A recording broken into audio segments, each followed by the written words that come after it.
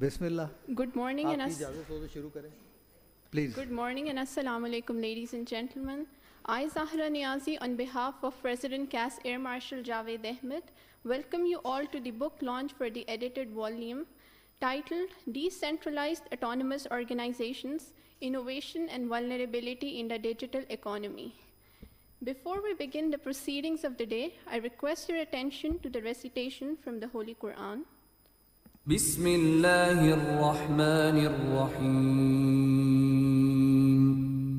In the name of Allah, the entirely merciful, the especially merciful. يؤتي الحكمة من يشاء ومن يؤت الحكمة فقد أوتي خيرا كثيرا وما يذكر إلا أولو الألباب. He gives wisdom to whom He wills, and whoever has been given wisdom has certainly been given much good, and none will remember except those of understanding. صدق الله العظيم.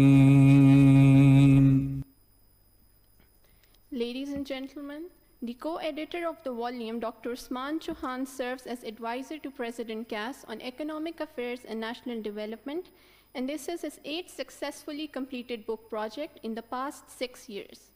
The book serves as an additional milestone in the larger program of Dr. Chohan's examination of the digital economy's potential. Spanning the work of 11 authors from 8 countries and 7 academic disciplines, the edited volume serves as the definitive multidisciplinary account of decentralized autonomous organizations and shall have a lasting impact on the study of blockchain technology.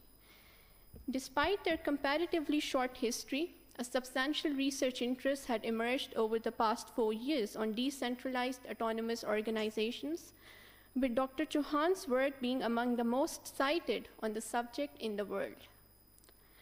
As such, CASS is proud to celebrate the successful completion of this book project and to share the key findings from the book. I would now like to invite Dr. Chohan to present the key insights and findings from the book. Please, sir.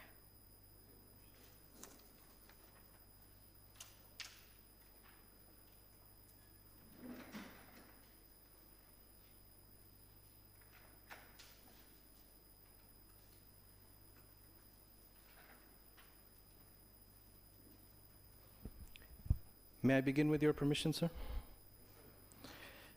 Bismillahirrahmanirrahim. My dear colleagues, Amma, Assalamu alaikum. Today is a moment of celebration for CASS. This is my 8th book, and I first want to extend my gratitude to President CASS. Back in the day when we were first working on CASS, sir, I had 0 books under my belt. Today is number 8. So we've come a long way in a short time. Alhamdulillah. This is book number 8. It is a co-edited volume, which means that the mantle of managing the project is done by more than one person. And for the first time, mera naam sabse aage nahi hai. It's the first time among my books that my friend and colleague Sven Van Kerkhoven is this. Because main chaha tha ki ye bhi thodi zimmedari uthaye. And this is a book that follows in the same category as book number 5 and book number 7, that it is related to the thorough understanding of a specific subject. A specific subject. In book number 5, it was about the role of the small-scale investor. Like, for example, let's say Shahir or Shah Muhammad or Bilal would like to invest on the stock market. If they pool their energies together, what sort of power can they have? And this ultimately became the definitive account of this, or aaj bhi isko kafi citations milti hain. It came to coin the term YOLO capitalism, jisko farogh diya ja raha hai.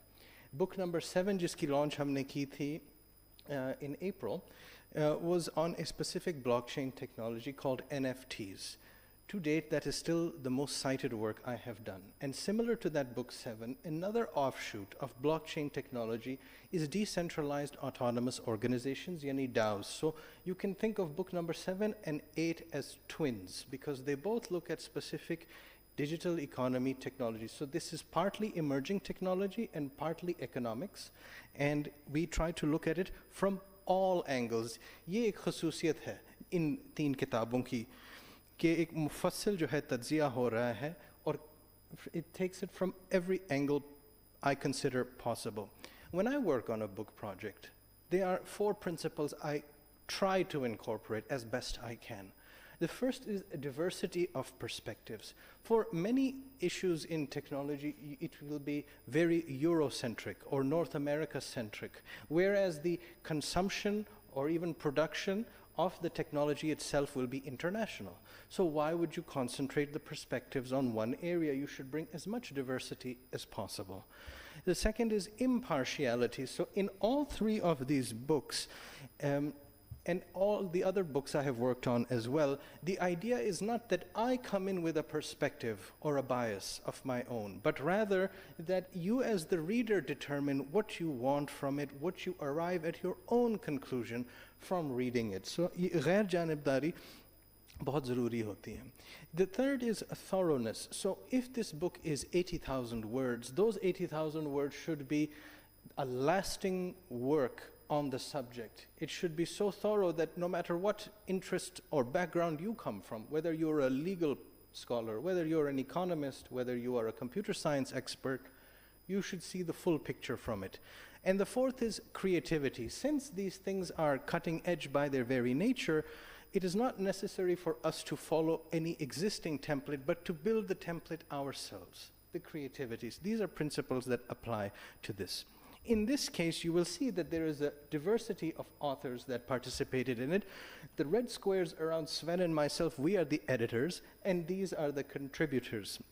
They come from different disciplines, they come from different countries, although compared to book 7, the body of contributors is Eurocentric because the nature of this technology is more concentrated than for NFTs. So that natural concentration means that the expertise also is there. So it is diverse, but I would say it's not as diverse in authorship as the NFT book was. Dr. Saab, you look like Saif Ali Khan. Very kind, sir. There's a striking resemblance. Very kind, sir. Yet, you are complimenting Saif Ali Khan, of course. And so you see, sir, that the diversity is still very Eurocentric. So there is somebody from Pakistan, yours truly. You have United States, France, United Kingdom, and Australia. That's not European, precisely.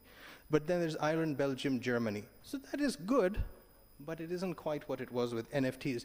In the NFT book, we had 4 people from South Africa, 2 whites and 2 blacks. We had somebody from China. It was really quite interesting and enriching, but that is just the nature of the beast. Gender diversity, the ideal would be 50-50. We are close, but not quite there. And it's all right, because we wouldn't ever formulate our authorship based on this. It's just a happenstance. Now, when I say cover all angles and give you the details, you will see that there is quite a bit in this in terms of how you want to tackle that.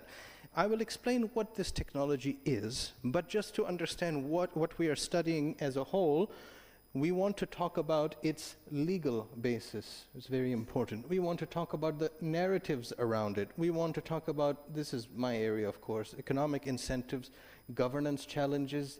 That is very particular to DAOs as opposed to other blockchain offshoots. Governance is a big part of it, and I'll explain why. I had a chapter on the philosophical basis because I'm very interested in the philosophy of such things. The historical context is given in the introduction as well as in some chapters. Design features was a technical aspect that computer science experts spoke to, and community building is a very big part of it. In fact, I would say that governance and community building are essential elements of DAOs.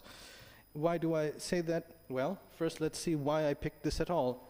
Aapko yaad hoga, everybody sitting here, that book 7, and this is about 2 months old, this image, but was the most cited, it still is, but ye dekhen yahan pe aa gaya, number 3 pe. And so it is a very important part. Why not take a paper that you write and it's well cited and make something bigger out of it? That is the logic of it.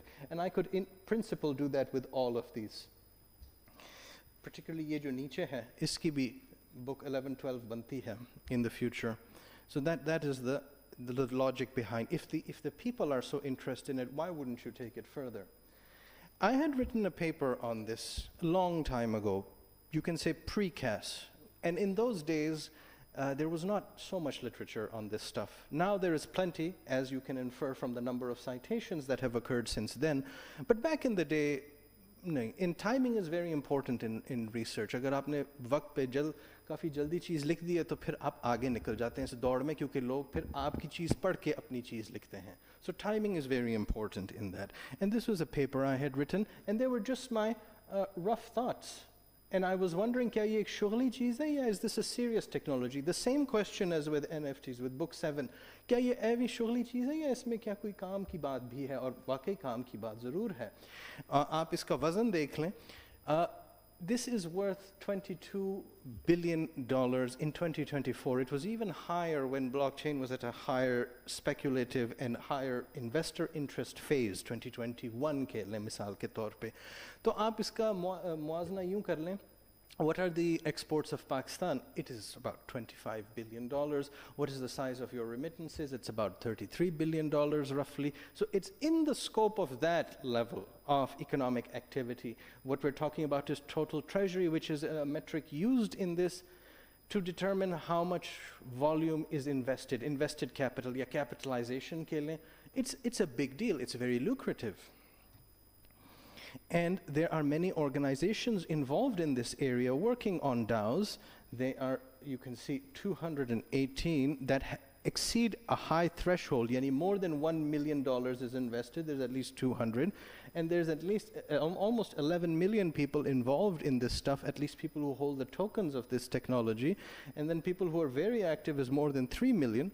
So, there is a buzzing world out there in the digital sphere, which you will not hear about in the mainstream media, even in the economic press. There's a world out there of people doing their own stuff, mostly youngsters from all around the world. Here are some estimates of what they are doing. And this is also data from a few months ago. See, August. So there is a world going out there.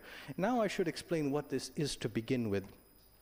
Imagine that you can manage the affairs of an organization entirely digitally and through algorithms, pre-programmed.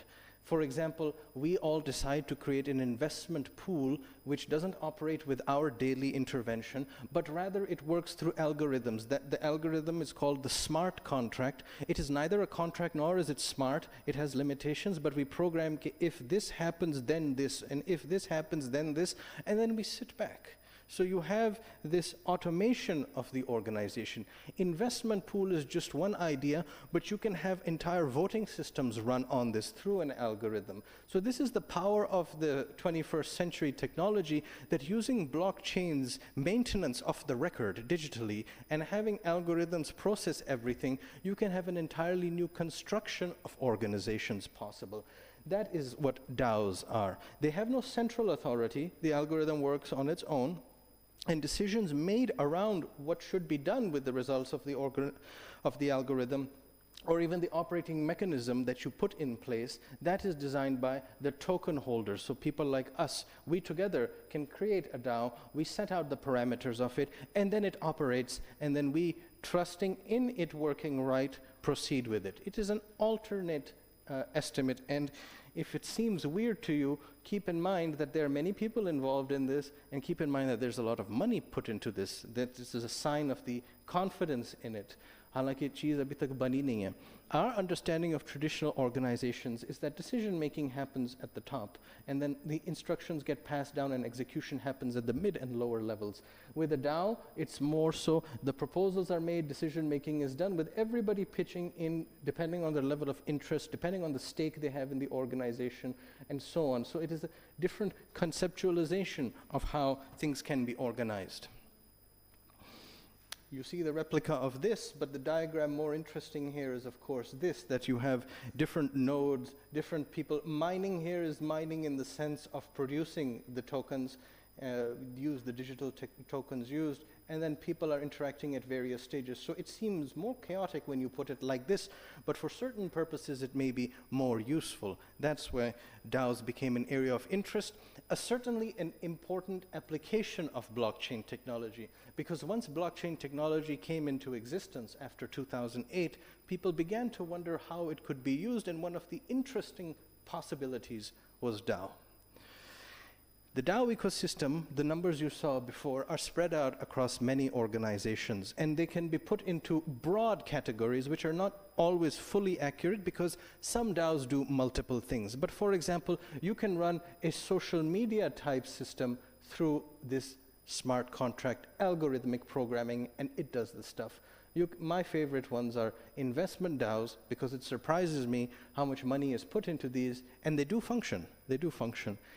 This is also a similar idea, but rather than an investment pool, the idea is to give grants for projects. And some of these are environmentally focused and things of that sort, depending on the area of interest. This one is very, very important. It's called Uniswap because this DAO's job is to provide liquidity to other cryptocurrencies, including the second most important cryptocurrency called Ethereum. So it provides liquidity based on that. कि ये reserve है, तो जैसे इसकी ज़रूरत पड़े, ये आ जाता है मंडी में लोगों के इस्तेमाल के लिए. Service DAOs, protocol DAOs, so this is very technical stuff, और ये Uniswap मिलता जुलता है from this main Uniswap. So it does multiple things. So there is no shortage of creative ideas, and there's no shortage of people interested in it. And keep in mind that this was 2 years ago at the peak. But I presume that more and more ideas are to come. But it is a vast decentralized universe out there in the virtual shadow where people are working quietly with interest. So what you should gather from the idea is that this book covers this technology from multiple angles, trying to understand the ecosystem and become a definitive account of this world. Just as an idea, it isn't easy to understand as a system. And one diagram used by one of our authors in a chapter literally looks like this. And you see that what you should infer from this diagram is simply that there are many moving parts to how it is done. And that is why people are not so easily attracted or ready to jump in it, because there are so many moving parts. They do struggle at the beginning to understand. And this book can help to bridge that gap so that more people from different walks of life are able to understand. The book is dedicated, this is my choice, to those who dream of reorganizing the world, because organization is the key concept here. How do you organize capital? How do you organize communities? Organization done in a different way.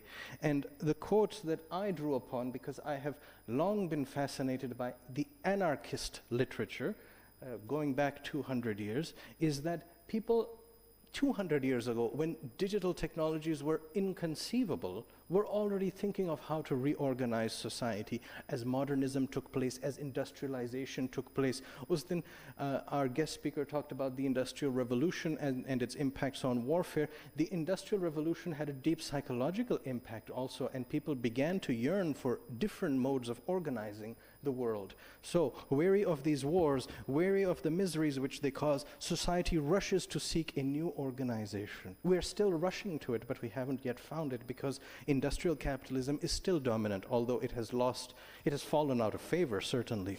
And through the complexity of interests and the progress of ideas, society is forced to abjure the state, the central command and the central system.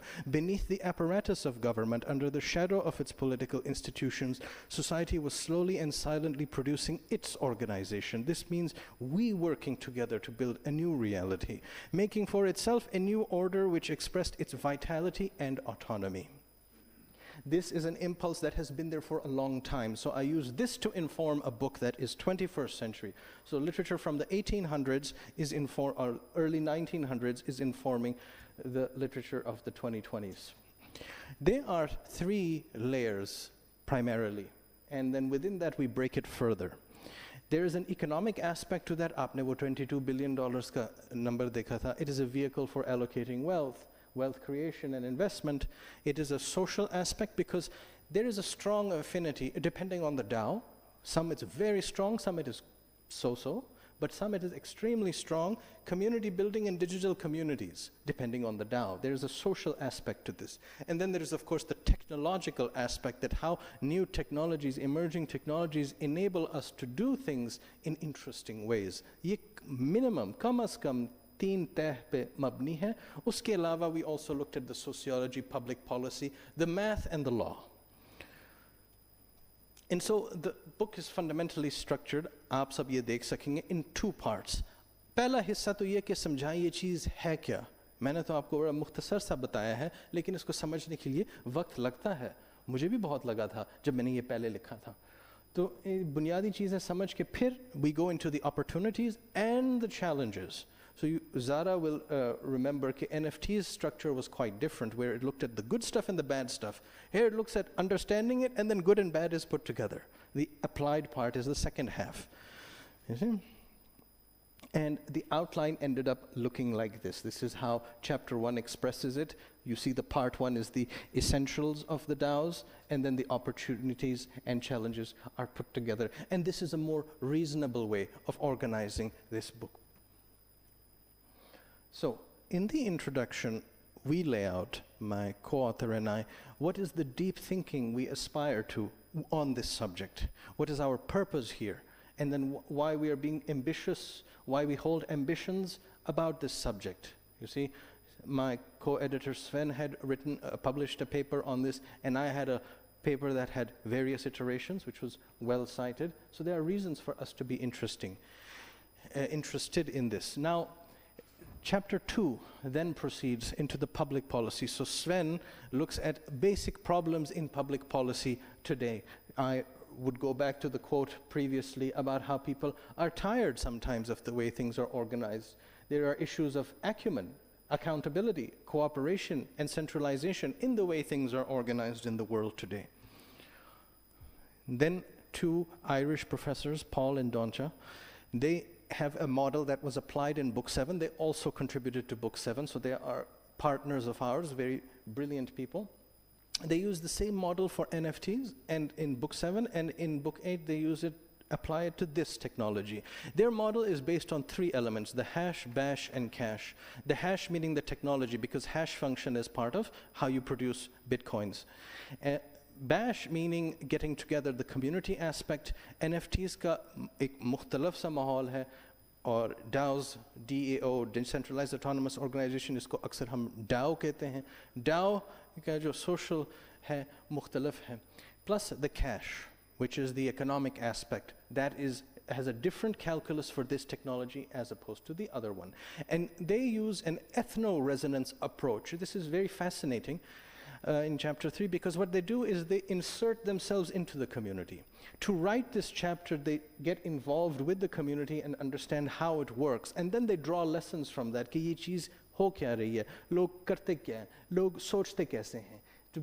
It's very anthropological. You sit with the people to discern their community traits and features. And their analysis rests on the idea that different elements of blockchain technology have different community, economic, and technological aspects, although the umbrella above them is the same. How they manifest is quite different.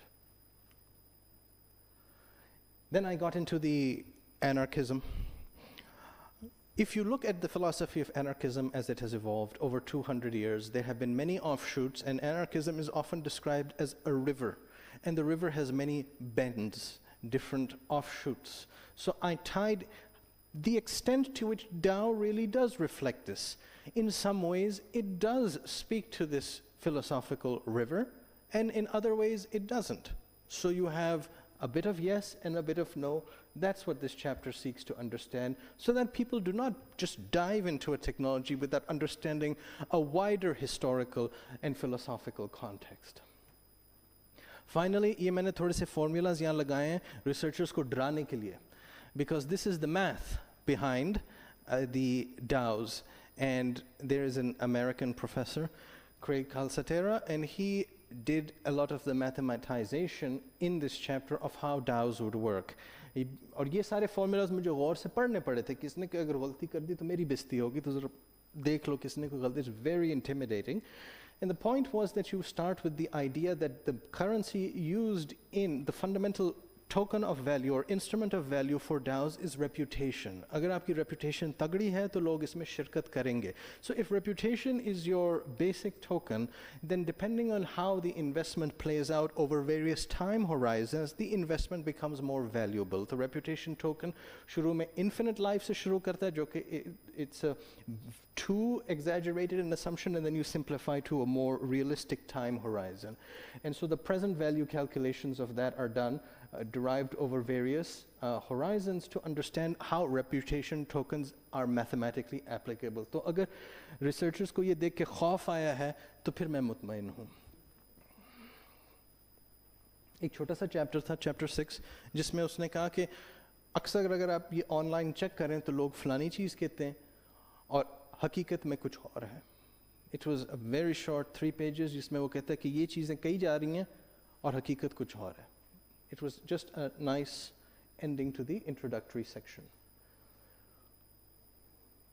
This is the most innovative, I would say, chapter in the whole book. And now we are in the second part of the book where we talk about the opportunities and challenges. So Primavera and Tara, they used exstitutional theory, for which in fact ज़्यादातर काम पहले भी इन्होंने ही किया था इस theory पे.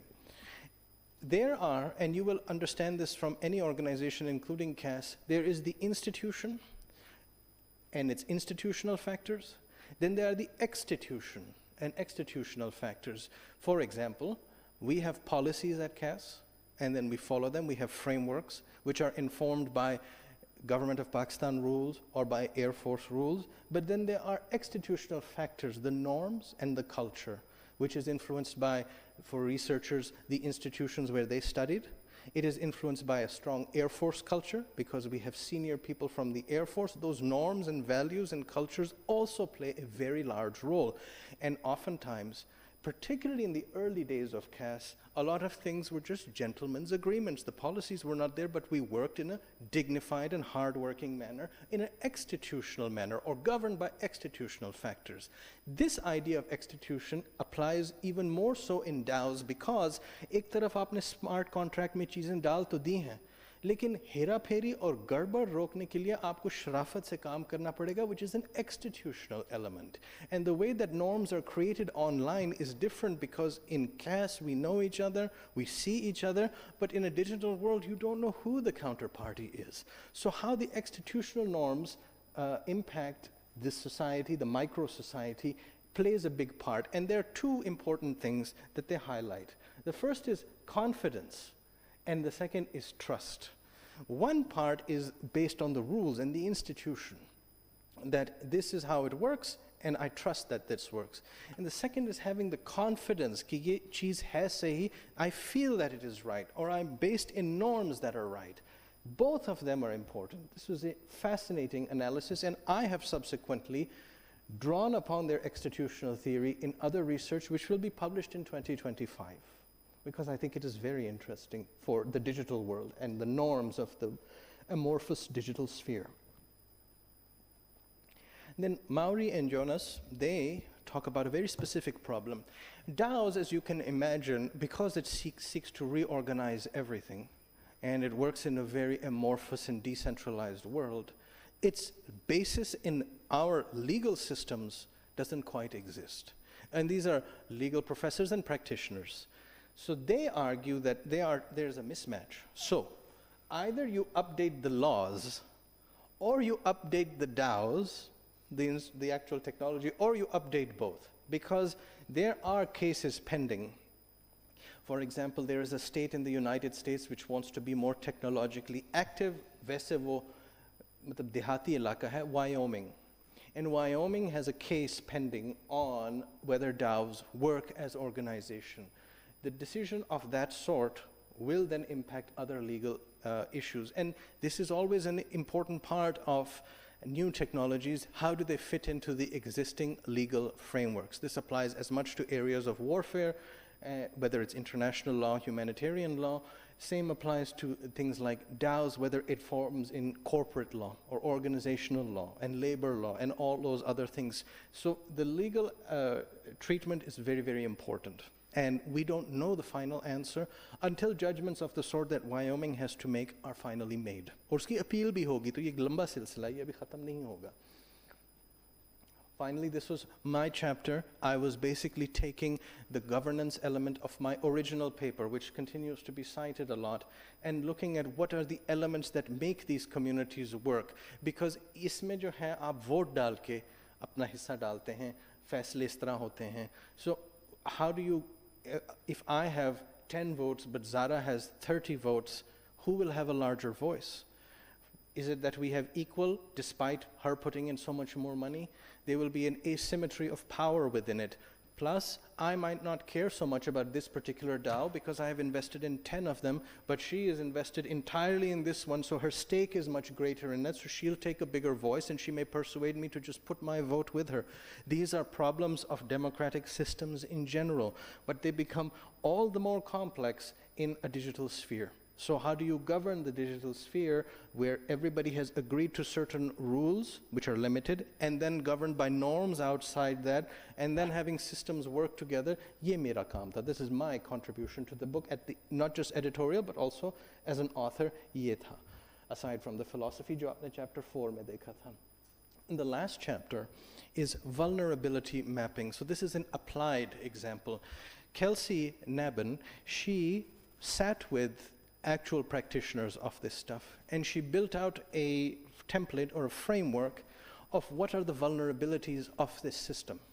And then they use that to then map out what are the weaknesses and then sought to remedy them. So you can see that when scholars work together with industry to map the vulnerabilities, to solve problems, you can come up with better solutions. So that was an applied case that you have value in this as long as everybody is working together and you're aware of the weaknesses and are able to fix them. That was the last example of a DAO in practice. So then, at the end of the book, we present some important conclusions. One important thing is that the definition that I have given you is not a final or ultimate definition. There are issues. People disagree on what a DAO is. Jo boundaries aapne us diagram mein dekhi thi, they are not hard and fast. So this will happen and interpretation issues will persist. The second thing is that there's many purposes and design formulations that are possible. So when you read our book, you get ideas for new formulations which are not absolute. And the third is that the community element of this is probably as strong as the investment part of it or the technology part of it. That people can work together in the digital world in a community manner is very interesting. Finally, we had to emphasize that the legal overhang is significant. If not perfect, DAOs at least offer something different. And हमने अपने हथियार डाल दिए. The future path of DAOs is indeterminate. We don't know where this technology will go. We are simply creating an important memento to it or a roadmap for it, but we don't actually know what will happen to these. In the worst case scenario, DAOs will be seen as a relic of an interesting innovation, but it doesn't proceed. In the best case scenario, वो जो आप 22 billion देख रहे हैं, वो 2 trillion भी हो सकता है. कौन रोक रहा है? लोगों की जब तक दिलचस्पी है इसमें मज़ीद इसको फ़रोग़ दिया जा सकता है, मज़ीद इससे सरमाया हो सकता है. So we don't know these things. The aim is to be a definitive academic text on the subject, all angles and a robust structure. I have given you a general picture of that through this presentation. And teams like ours working together, having an interest in the modern world and its systems technologically, economically, socially, you can come up with fun ideas. And that's why this book project, like book 7 before this, were fascinating endeavors that make a contribution to academic literature at a world level. ये पाकिस्तान में कौन पढ़ेगा? अल्लाह जानता है, दुनिया में लोग पढ़ेंगे. So आपको CASS के लोग जो हैं, वो दुनिया को अपनी आवाज़ पहुंचा रहे हैं और वो देख के कहते हैं, चाहिए Pakistan में ये काम और क्या बात है? That kind of thing. We are participating in a world community and pushing the literature forward. So all of my colleagues are European or Europeanized और एक मैं हूँ वाहिद बंदा. And it doesn't matter because हम सारे मिल के काम कर सकते हैं with our norms, with our institutions and institutional factors. So that is the culmination of a successful project. अब इससे क्या होता है आगे? there's a book 9 and a book 10 coming, for sure. और आगे जाके देखते हैं book 11 और book 12 किन मौज़ूआत पे होंगे, inshallah. But that's for 26 and 27. So I have this roadmap in my mind कि किस तरह ये जो मैंने सर जावेद को CASS के शुरू में 2018-19 में जो बताया था कि 50 किताबें आएंगी, वो जो है वो देखेंगे कहाँ से किस तरह आएंगी, inshallah. So thank you very much.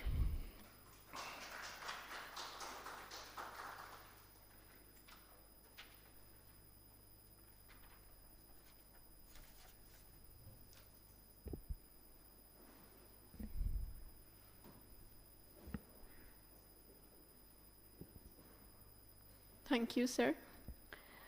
Whether your focus is on tech, policy, or investment, this book on decentralized autonomous organizations, it offers insights that can both inspire and inform. I now request President CASS Air Marshal Javaid Ahmed to deliver the concluding remarks for today's event. Please, sir. Bismillah ar-Rahman ar-Rahim. Before I start, Farooq, आप कुछ कहना चाहेंगे doctor साहब के लिए? Sir, like it is always actually astonishing to see, to actually, because we know him since now about 2.5 years, the way he works, it is actually very inspiring. In such little time that we have, that we are not able to do anything, and he is able to produce books after books. And each book that he has produced in the CASS has been on subjects which were entirely new for us. First, his passion for the public policy and the things related to that, and subsequently shifting towards technology, talking about NFTs, and now this book.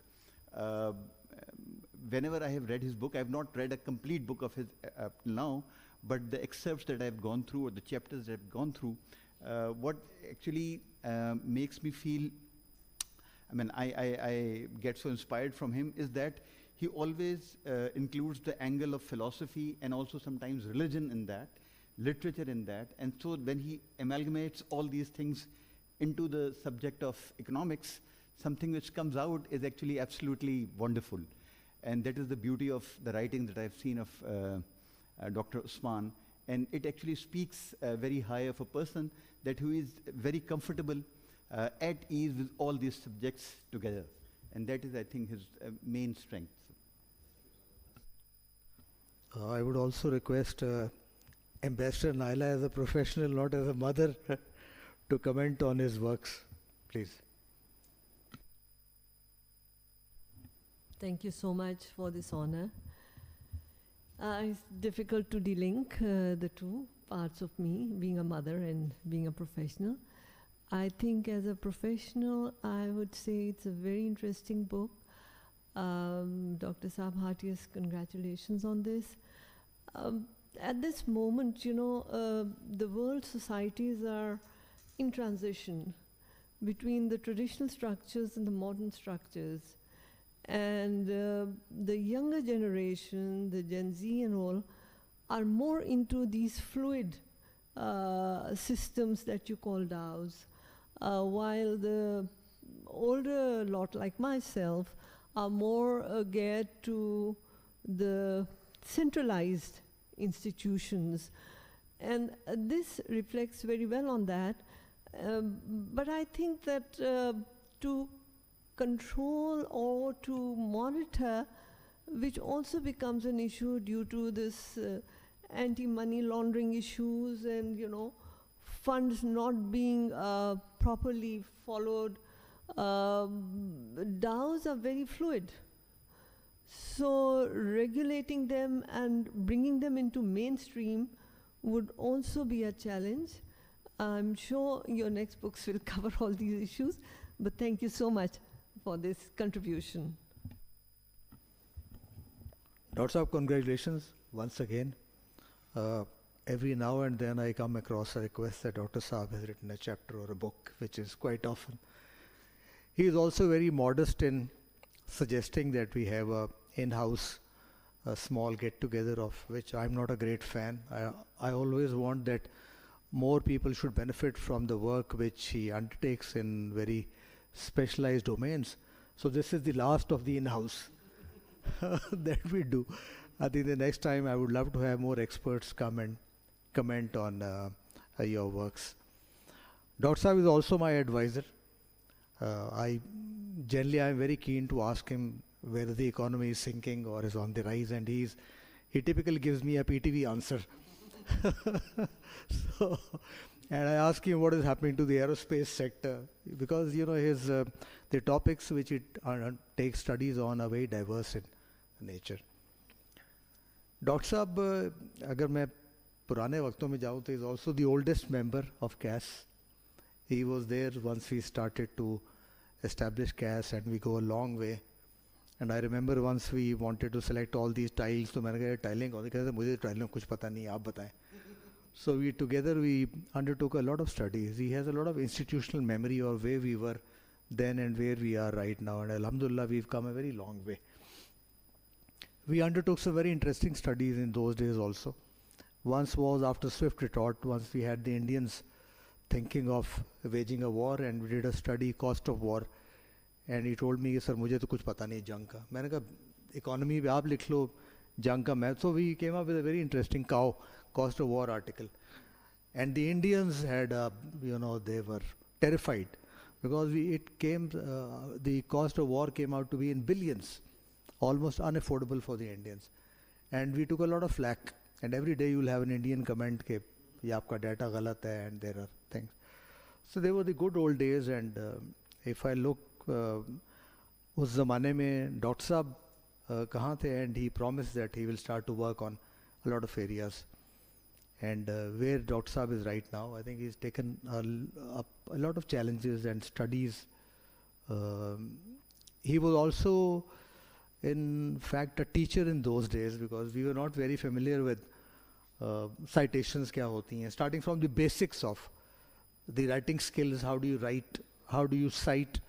How are these citations? What are the international systems which? So he used to teach all of us, कि sir ये इस तरह करना है, इस तरह करना है. And I think over the years he's also trained a lot of young researchers. Zara is one. She sits over here. और डॉक्टर साहब जब ठंडे मौसम में यूरोप में थे, तो I was after Zara to prepare monthly briefs, so you could find that she'd picked up from what Dr. Saab had taught her. Dr. Saab ke वैसे अगर if you look at his qualities, he is a very prolific writer. It's I think very challenging to write on these subjects which are truly international in nature. I don't find too many Pakistani authors involving themselves in international systems, and that I think is one of the biggest weaknesses of Pakistan. If you talk of law, you will not have lawyers who deal with international law. And I remember recently once we were discussing the Indus Water Treaty, and we came to a conclusion that the Indians have very strong legal teams, whereas Pakistan employs lawyers from abroad. So we have very weak institutions. If you want to privatize PIA, we outsource the privatization process, spending $7 million in the entire system, and to come up with only one vendor who came and wanted to buy an airline.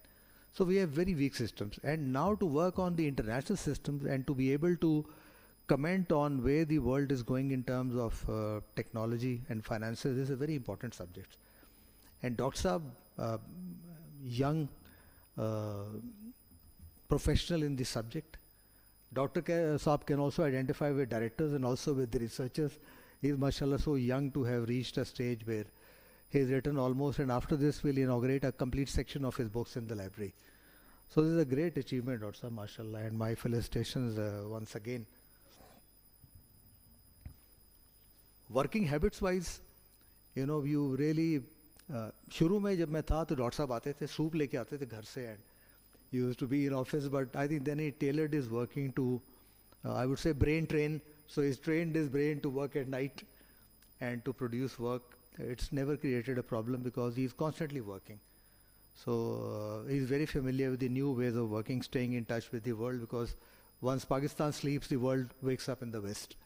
So we understand all those working, and because you are producing some good work, so Dr. Saab ka ye kaam karne ka tarika hai, and we respect his working habits.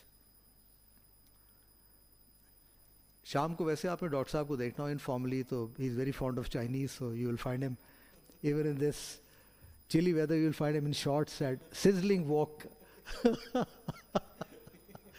So, वहाँ doctor साहब पाए जाते हैं, but I think congratulations once again. Because there is always something to learn from your presentations, although a lot of us do not understand the pure terminologies and where these systems are going. Our main concerns remain with Pakistan, where Pakistan's economy is heading. And we always, because one of our core competencies is strategic foresight, we are very keen to know that are we in the right direction. Every month, every 15 days I ask him, is the economy heading up in the right direction? And don't give me the PTV answer. And we come up with challenges which we can predict that this is where you're heading, and maybe the news do not give you a perspective of the challenging situation in which Pakistan is. And from that perspective, his work is also very important for the monthly foresight which we send to the Air Headquarters.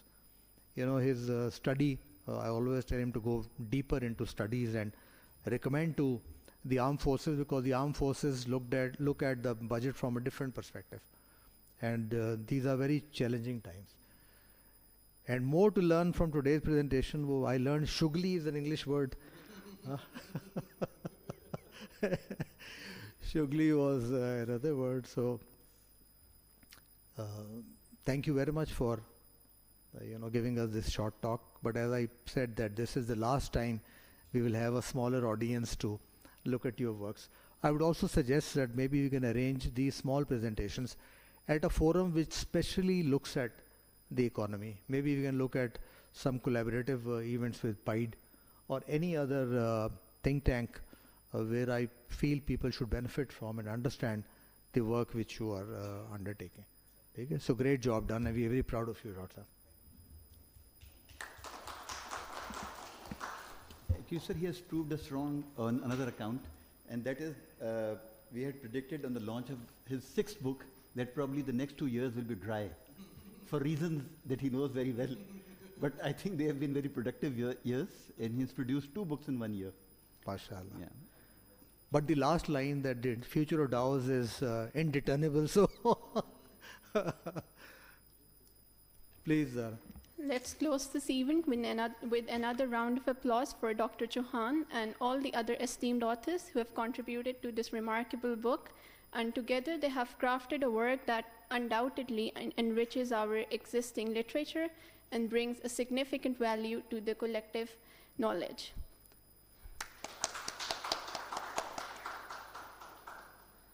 I would now like to invite President CASS and Dr. Usman Chohan to come forward for a photograph.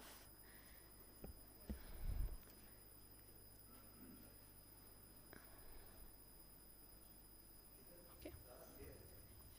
There.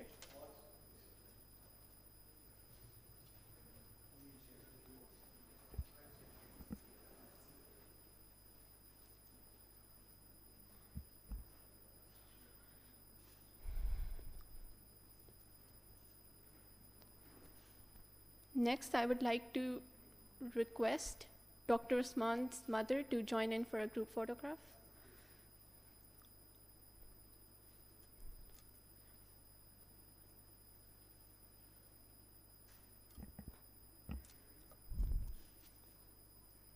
And next, I would like to request all the directors to join in for a group photograph.